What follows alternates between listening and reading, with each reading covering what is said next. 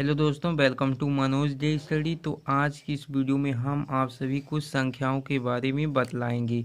तो आइए सीखते हैं। तो यहाँ पर आप देख सकते हैं ये है प्राकृतिक संख्याएं और इसे हम इंग्लिश में नेचुरल नंबर्स कहते हैं। ये किसे हम इसका डिफिनीशन किस प्रकार से देंगे, यहाँ पर आप देख सकते हैं बहुत ही सिंपल भाषा में लिखा गया है। ये संख्याएं एक से प्रारंभ होती हैं और अनंत तक जाती हैं। इनके समूह को n से दर्शाते हैं, यानी कि n से डिनोट करते हैं। तो यहाँ पर आप देख सकते हैं n is equal to 1 2 3 4 5 dot dot तक है, यानी कि प्राकृतिक संख्याएं जो होती हैं वह एक से स्टार्ट होकर अनंत तक जाती हैं, जिसकी कोई सीमा नहीं होती है। और यहाँ पर आप देख सकते हैं पूर्ण संख्या, जिसे हम इंग्लिश में होल नंबर्स कहते हैं। वे इनकी डिफिनीशन किस प्रकार से लिखेंगे, जब प्राकृतिक संख्याओं में शून्य को शामिल किया जाता है तो पूर्ण संख्याएं बन जाती है। कहने का मतलब जो प्राकृतिक संख्या होती है उसमें हम यह जीरो को भी सम्मिलित कर लें तो वह पूर्ण संख्याएं बन जाती हैं। प्राकृतिक संख्याओं में क्या होता था कि यह एक से स्टार्ट होकर के अनंत तक जाता था, लेकिन इसमें क्या होगा कि यहाँ पर शुरुआत में जीरो से स्टार्ट होगा और इसी में प्राकृतिक संख्याओं को सम्मिलित कर लिया जाएगा और अनंत तक चला जाएगा, तो इसे हम पूर्ण संख्याएं कहेंगे। इसके बाद है सम संख्याएं, जिसे हम इवन नंबर्स कहते हैं। इंग्लिश में इसे हम इवन नंबर्स कहते हैं। वे संख्याएं जो दो से भाज्य होती हैं सम संख्याएं कहलाती हैं। ये सभी डिफिनीशन आप किसी नोटबुक में आप नोट कर लीजिएगा, क्योंकि ये जब आप क्वेश्चन को सॉल्व करेंगे उसमें बहुत महत्वपूर्ण भूमिका ये निभाते हैं।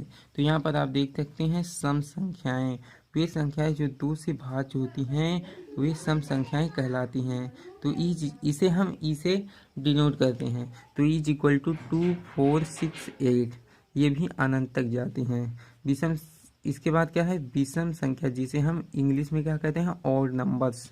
वे संख्याएं जो दो से भाज्य नहीं होती हैं विषम संख्याएं कहलाती हैं। कहने का मतलब यदि आप सम संख्या में मान लीजिए यहाँ पर ये 2 है, 4 है, 6 है, 8 है, यदि इसमें 3 से इसको विभाजित करने के प्रयास करेंगे लेकिन यह कटेगा नहीं, तो ऐसी संख्याओं को हम क्या कहेंगे, विषम संख्याएं कहेंगे।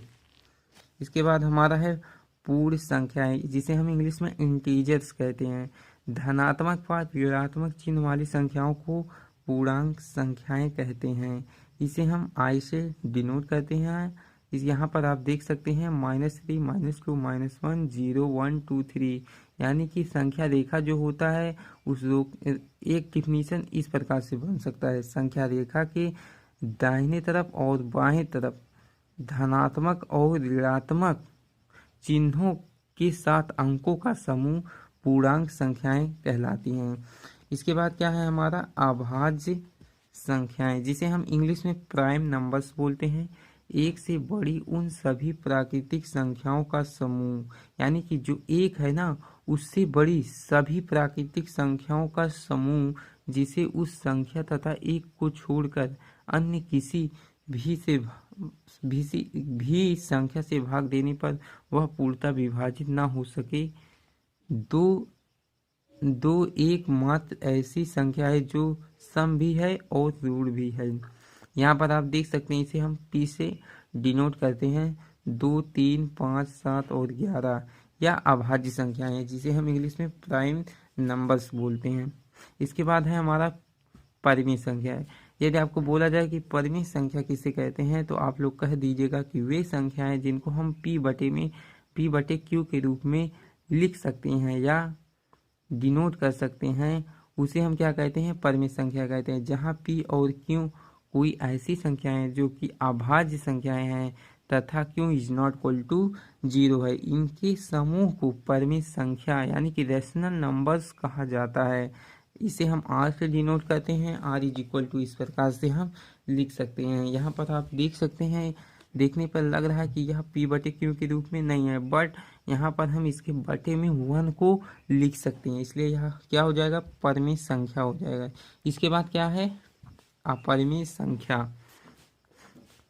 वे संख्याएं जिनको p बटे q के रूप में लिखना संभव ना हो, यानी कि जस्ट इसका अपोजिट, इसे हम क्या कर सकते हैं, परिमेय संख्या के रूप में यानी कि p बटा q के रूप में लिख सकते हैं। बट ये जो अपरिमेय संख्या है ना, इसे हम p बटा q के रूप में नहीं लिख सकते, इसीलिए हम इसे अपरिमेय संख्या कहते हैं। तो यहाँ पर इसका डिफिनीशन लिखा है, वे संख्याएं जिनको p बटा q के रूप में लिखना संभव ना हो, ऐसी संख्याओं के समूह को अपरिमेय संख्या कहते हैं। यहाँ भी p व q परस्पर अभाज्य संख्याएं होंगी तथा q is not equal to 0 होगा। इसे हम किससे डिनोट करते हैं? l से। तो इस प्रकार से देख सकते हैं, रूट के अंदर 2 है और रूट के अंदर 3 और रूट के अंदर 7, यानी कि इस प्रकार की जितनी भी संख्याएं होंगी ना, वह क्या होंगी? अपरिमेय संख्याएं होंगी। तो आई होप कि इस वीडियो के द्वारा आप जितने प्रकार की संख्याएं होती हैं ना, तो अच्छे से जानकारी हो गया होगा, क्लियर कॉन्सेप्ट पता हो गया होगा। तो वीडियो पसंद आई हो तो वीडियो को लाइक ज़रूर कीजिएगा, और चैनल पे नए हो तो चैनल को भी सब्सक्राइब कर लीजिए, ताकि इसी तरह के इम्पोर्टेंट वीडियो का नोटिफिकेशन आप सभी को मिलता रहे और आपकी तैयारी अच्छे से चलती रहे। Thank you.